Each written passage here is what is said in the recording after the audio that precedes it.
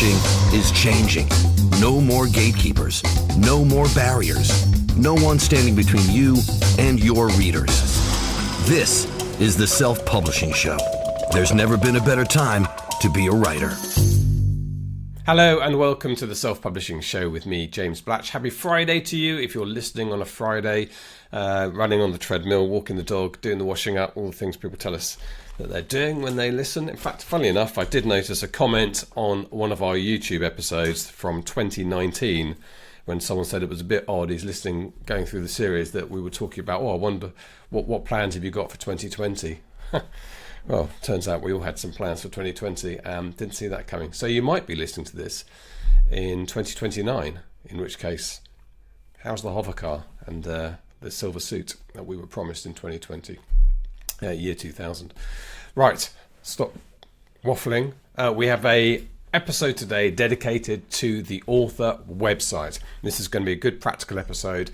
Author websites, we used to talk about them being important, and I think they went away a little bit just because other things took over. Social media probably became more important and so on, and then suddenly they're back, and the reason they're back is because of direct sales, I think. So having a website, an author website, is critically important today, and having one that can be adapted quickly to direct sell your own products, your print versions, your special editions, your audiobooks, all of this stuff can be done direct now. It's a hot growing area for indie authors, but you need your own bit of real estate, your own domain name. I've got jamesblatch.com. I was lucky to get that, but you might have, if I didn't have that, I'd have James Blatch Author or something like that. So your own domain, your own website, and something like Wix, which is becoming, I think, the sort of favorite among indie authors. It's a modular platform. You can just drop in the Shopify plugins, the Bookvault plugins, and so on.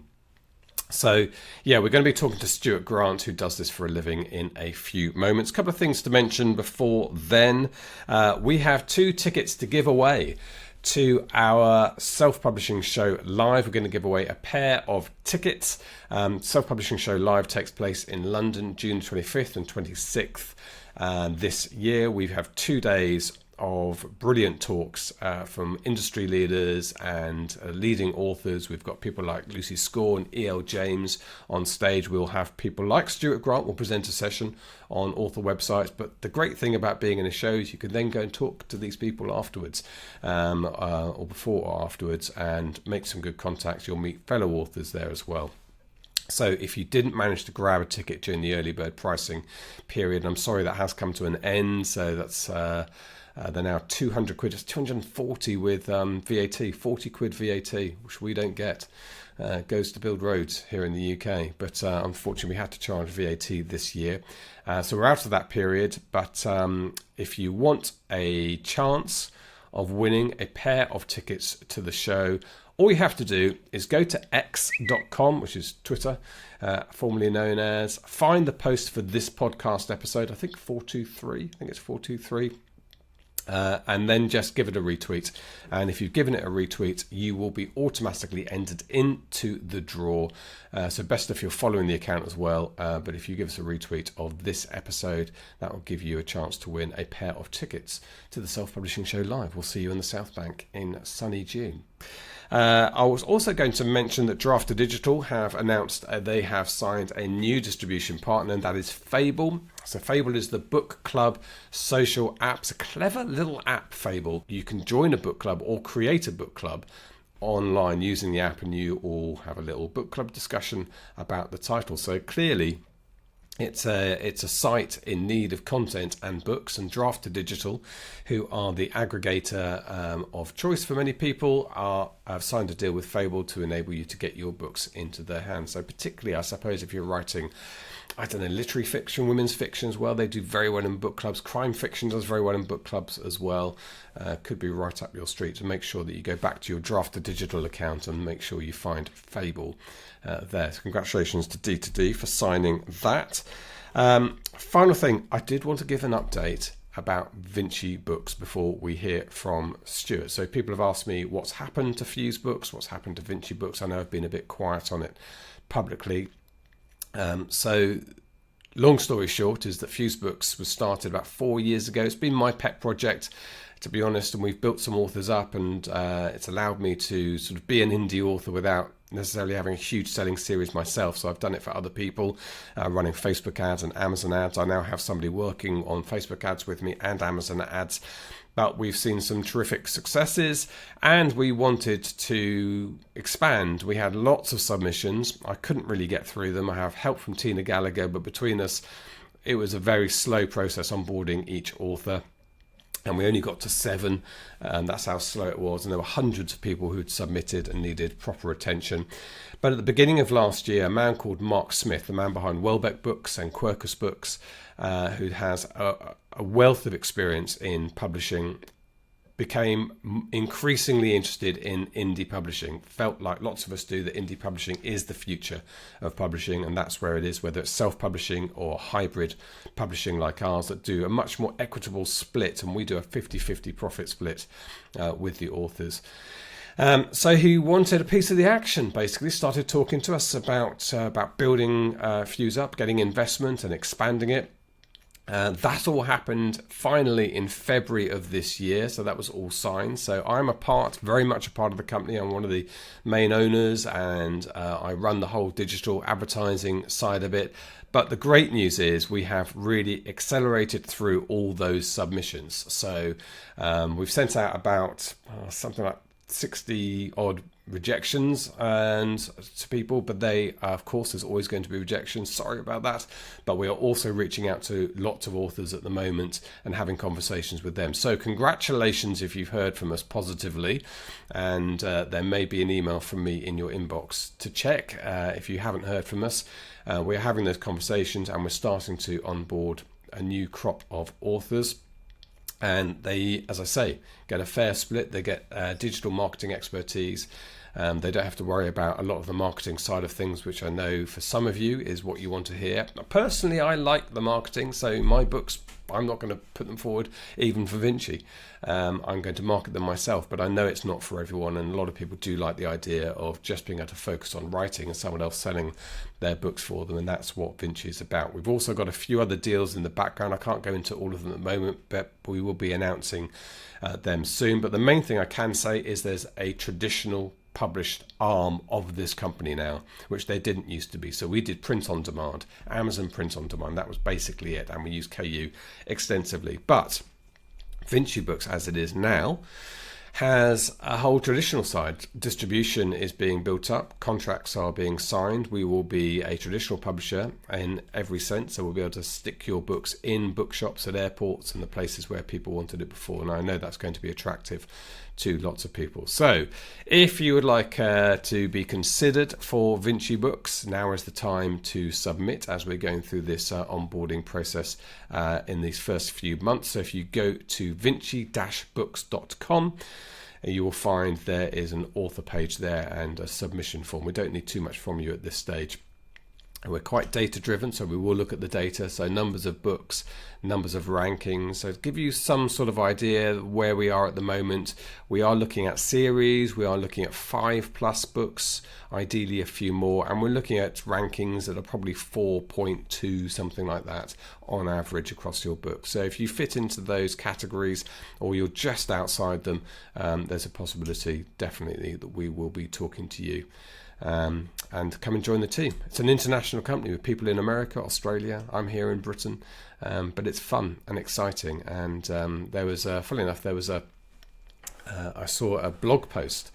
I'll give it a quick plug. Actually, it was over at booklife.com, which is part of Publishing Weekly, from Brooke Warner, and she was really celebrating the rise of indie publishing, not just self-publishing. Oh, that's Catherine. I'll get her in a second. Not just self-publishing, but also these indie hybrid authorships. Like I've got it going with Vinci, but there are plenty of them around. As I say, it's the future. It's more equitable. Crucially, it's reader and it's author focused. Readers and authors at the centre of what we do, which hasn't always been the case with traditional publishing. Okay. That's my waffling. Time to hear from Stuart Grant, as I say.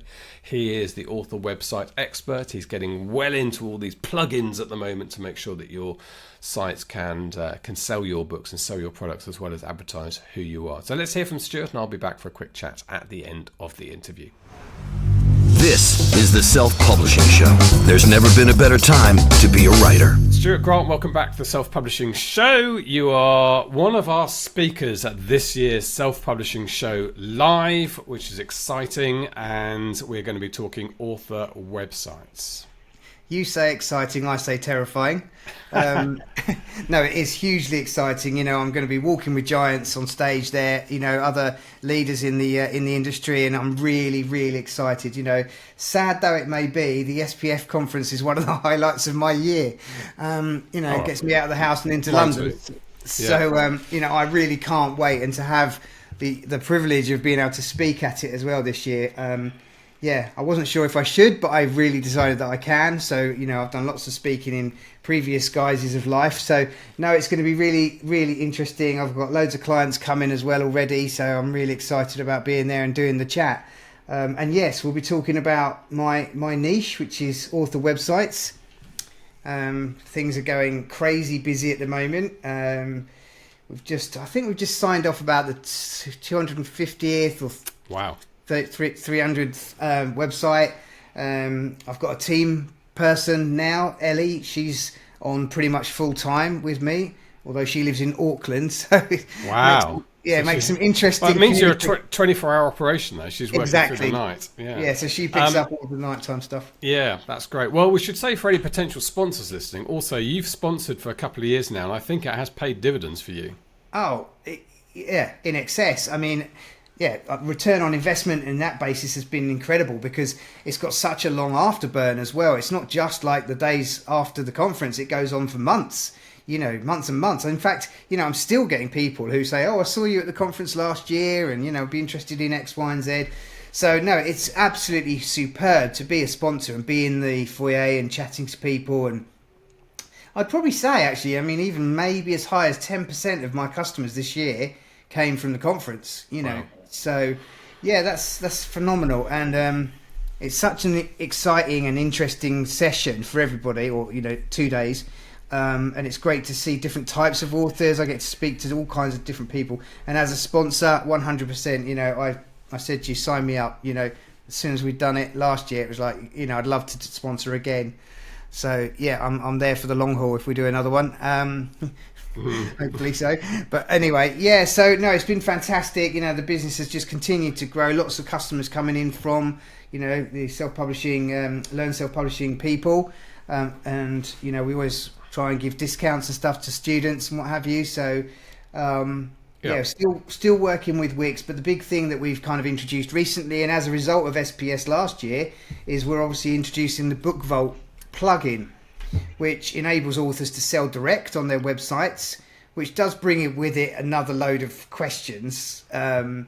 Because obviously when you're selling on Amazon or wherever, you get organic traffic, whereas authors can just neglect their website and not do much with it. But if you're selling direct, you've got to force traffic to it, because you want to sell books.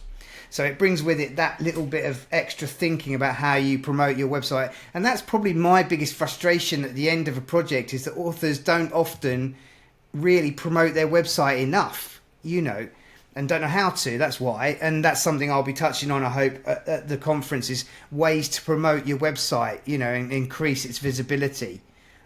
Just simple little things like putting your web address at the front and back of your book. It doesn't have to just be back matter. Put it at the front as well. Why not? Put it at the bottom of emails. Put it on your Facebook page. Make sure you do a post every week on social media that says something. And then underneath, oh, and by the way, if you want to visit my website, click here. You get rewarded for traffic. So the more busy your site gets, the more Google thinks, oh, what's going on over there? Takes a look. Making sure the SEO is all up to date as much as possible. That's a scary phrase for people, search engine optimization.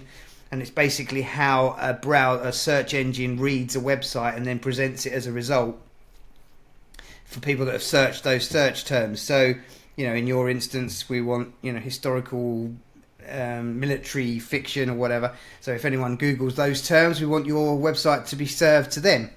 So there's lots of things that I'll be kind of touching on, hopefully, at the conference in terms of promoting websites, and especially with the advent of direct selling. Like I say, you want people to visit your site. That's really important.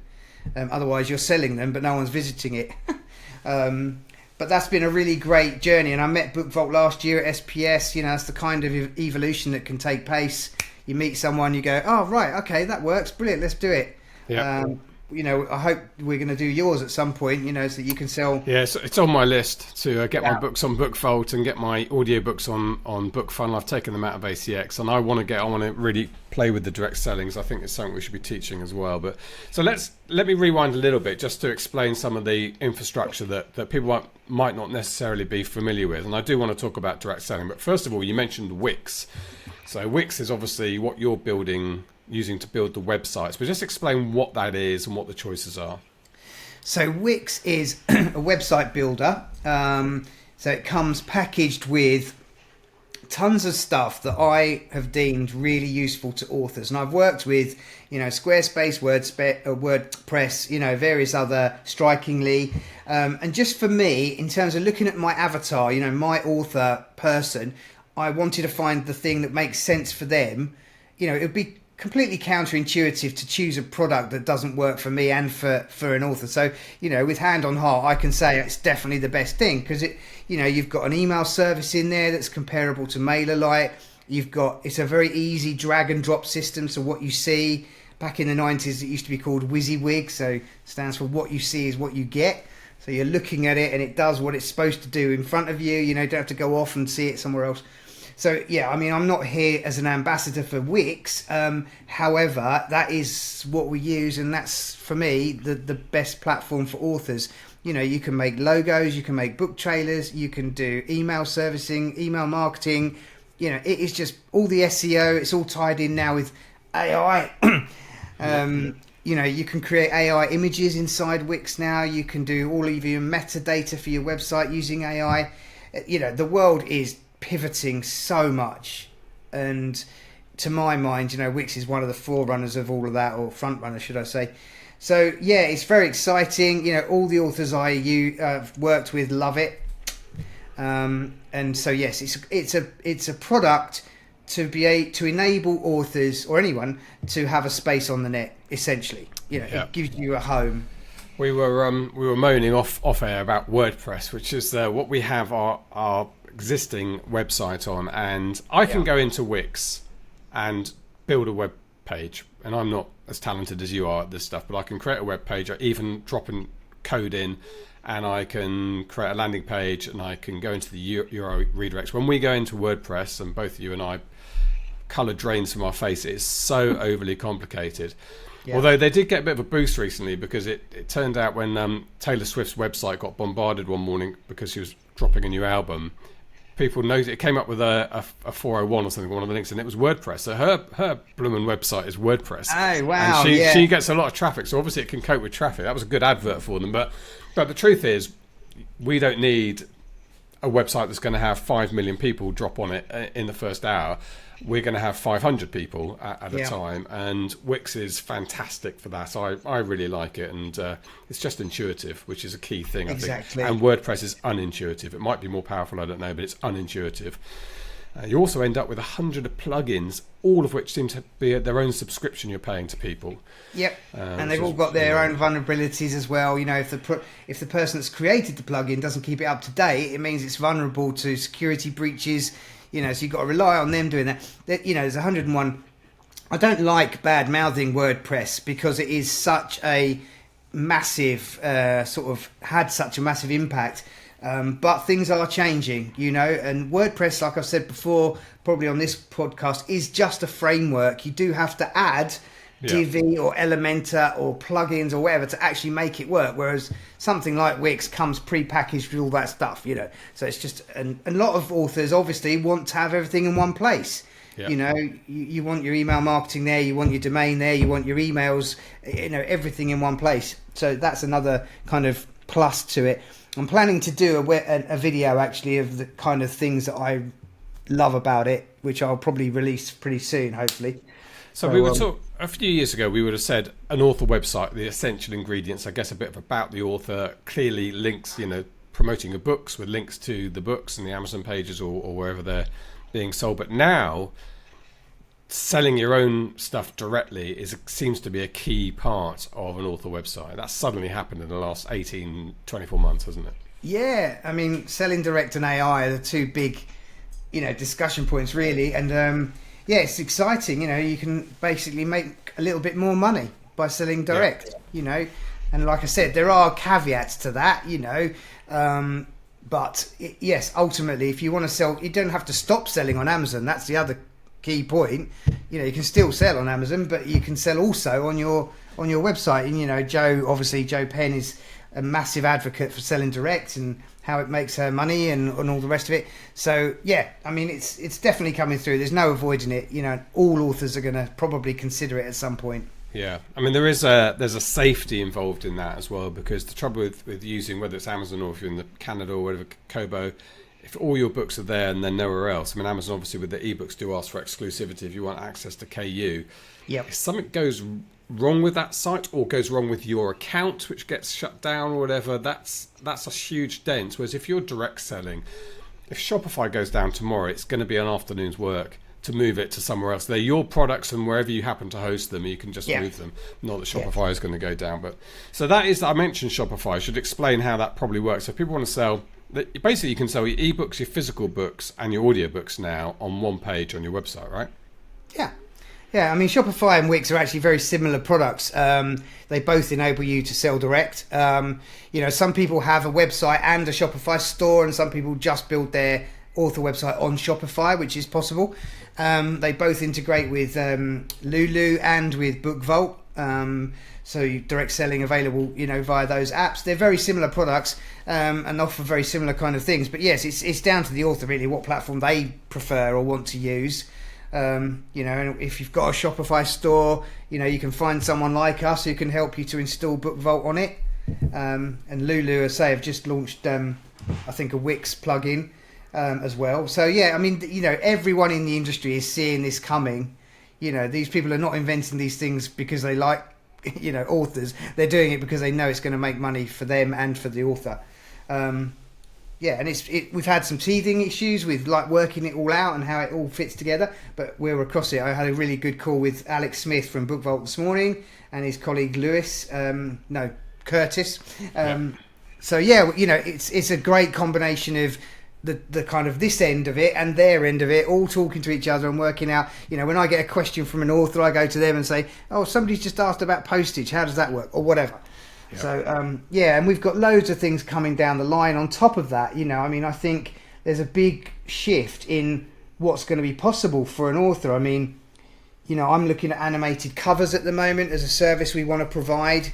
So adding kind of an overlay to a cover. So yours, for example, we might add some moving clouds or even have the aeroplane kind of sliding through. So it just makes that moment when a reader lands on your website and sees something that's really novel, excuse the pun, but is different and new, and they go, wow, this is cool. I think long gone I always use Apple as my kind of leader, if you like. I kind of look to what they're doing, and another thing they're doing, which I'm really interested in, is AR, augmented reality. And I'm at the point where I'm playing around with being able to take your book cover, being able to scan it, and it comes up maybe with a video of you as the author saying, "Hey, thanks for buying my book, sign up to my website, I hope you enjoy it," whatever. Or you could have another piece of content pop up, but that's all incoming. Apple have got their AR glasses. Yeah. We're all going to get AR'd as well as AI'd. Yes. A lot of so, A's. Yeah, I want to be there with authors looking at all those things coming down the line.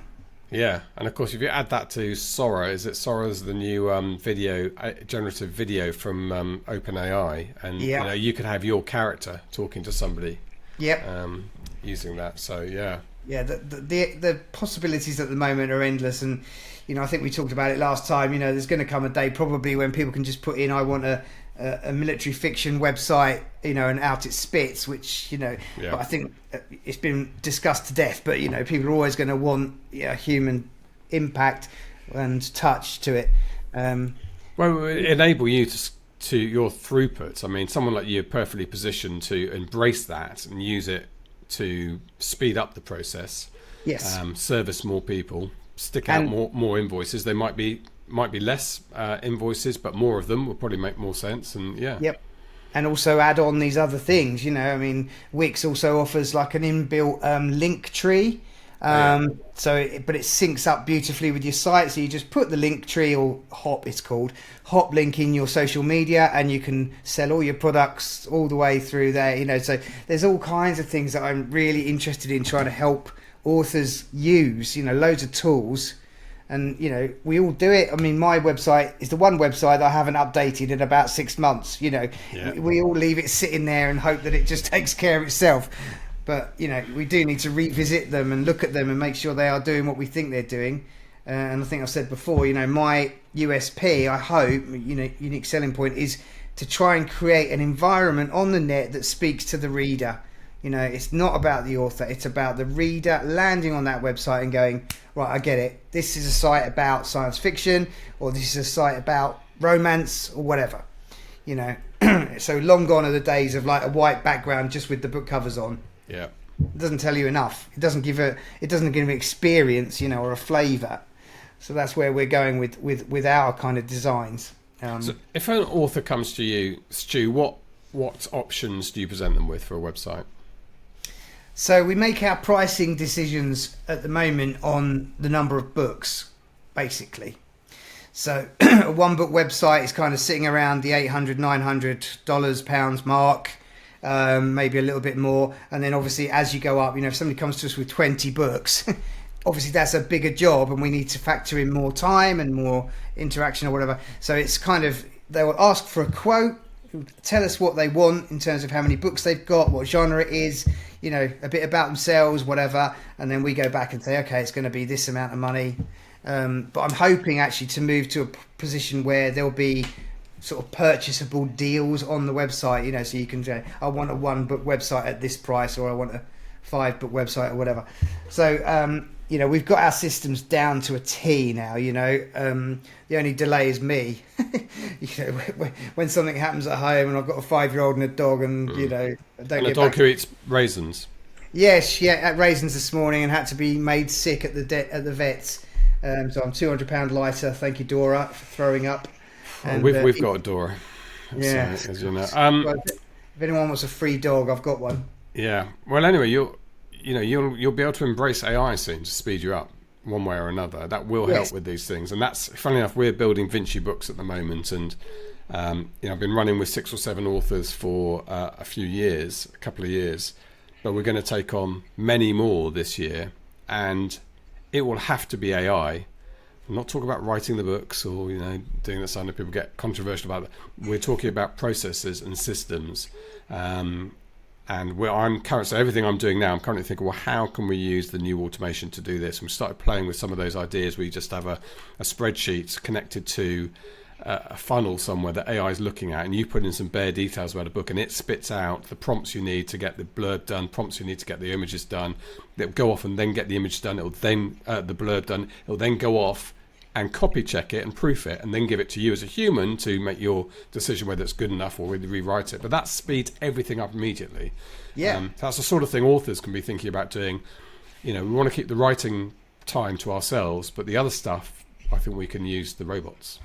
Yeah, absolutely. And to be fair, we've all been using robots in some form or other since whenever. Yeah. It's not actually really a new thing, whether it be things like Grammarly or Pro Writing Aid, or there's been a machine involved.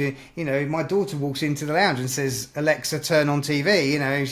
It's all around us, and it's coming more and more. It's kind of exciting and kind of scary. I know there's we could go around the houses about this, but yeah, it's I think from an author's point of view, like you say, if you can harness the right tools, it will leave you more time to do the writing, which is what makes the money and sells the books, and that's ultimately the goal, isn't it? It's got to be. Stuart, tell us how people can get hold of you. So you can, it's backwards, I think. There we go. No, it's not. It's the right way up. Digitalauthorstoolkit.com. That's where you'll find us. It does need an update, so don't judge me. Or you can find me on Reedsy, still there. With friends at Reedsy, good old Ricardo. I get lots of business through there. You just have to look for my profile under website designer. I'm incidentally still the #1 website designer on Reedsy. But, excellent. And if people are thinking, okay, well, what can I look at some existing authors' websites? I mean, you can look at mine actually, at jamesblatch.com, but there are others. Yep. Are there others you'd recommend that you've done that people get an idea of what the websites look like? Yeah, I mean, we've got a full portfolio page on the website, so you can have a good old look. But we've got, I don't know, I knew you were going to ask me this, so I've prepped for it. So someone like PrestonAndTunes.com, it's quite a cool website. That's got an animated cover on it as well. NanettePotter.com, thriller author, again with a really lovely animated cover on there and lots of background videos and movement and kind of kinetic energy going on. Lots of things moving and dragging your eye to buy the book. So there's a couple there. Obviously yours. Who else have we got? Homo Hybrida, which is our latest one actually. We just launched that one yesterday. Homo Hybrida, yeah. So Homo space Hybrida, and I think that's .com. Yeah. So yeah, I mean, there's loads on our websites. But if anyone wants specific examples of anything, let us know. We'll dig them out for you and send them over. Yeah, I mean, I love Nanette Potter. I'm just looking at that one now. I definitely want some clouds moving on my front cover, Stuart. Yes, it does make a big difference to how the book's perceived, definitely. So that's something we're launching very soon. I'm going to get 10 examples up and then launch it officially. Great. Finally, Stuart, what are you going to teach at Self Publishing Show Live in London in June? Yeah, so I'm going to be looking at lots of ways to promote your website, some of which I've mentioned, but I'll go into more detail and give you some more examples.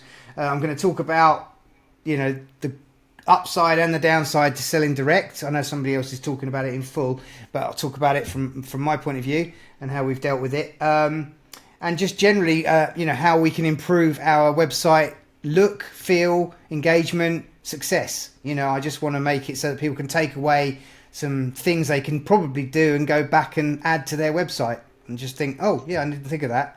Look, feel, engagement, success. I like it. It's a nice mnemonic. I can see a tornado pilot running in at 800 knots. Look, feel, engagement, success, hit target. But that's because I'm a strange military author. Good. You can have that for free. Thank you. Brilliant. Stuart, always a pleasure. You are part of the LearnSelfPublishing.com team as well in the background, so people should know that. And we're a very valued member of that. So can't wait to be together in June. I know you live in the countryside out there, almost off the end of the planet in the North Sea. And so you're going to be in London staring up at all the buildings like this, aren't you? Going, wow, look at that. A whole new world. Yes, so no, I'm really excited to be there. And, please, if you're listening and you come and say hello. Yeah, definitely. That goes for both of us. All right, Stu, thank you very much. My pleasure. Thanks for having me. This is the Self-Publishing Show. There's never been a better time to be a writer. There we go. There is Stuart Grant and Digital Authors Toolkit. .com if you want to check him out, and he will be at the show, so you can go and have a chat with him. And if you want a chance of winning a pair of tickets to the Self-Publishing Show live in London, simply go to x.com, find our post for this episode, which is at selfpubform. The account's called Learn Self-Publishing, and find the episode and just give it a retweet, and you will automatically be entered into the draw. Make sure you're following us as well so that you see the message when we message you if you've won that pair of tickets. Okay, that is it. Thank you very much indeed for listening. Hope the treadmill session went well and the dog walk and the washing up got done, etc. All that remains for me to say is a goodbye from me. So goodbye.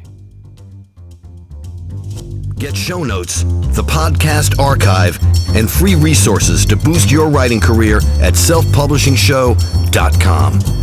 Join our thriving Facebook group at selfpublishingshow.com/Facebook. Support the show at patreon.com/selfpublishing show.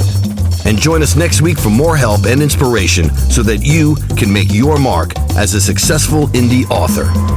Publishing is changing, so get your words into the world and join the revolution with The Self-Publishing Show.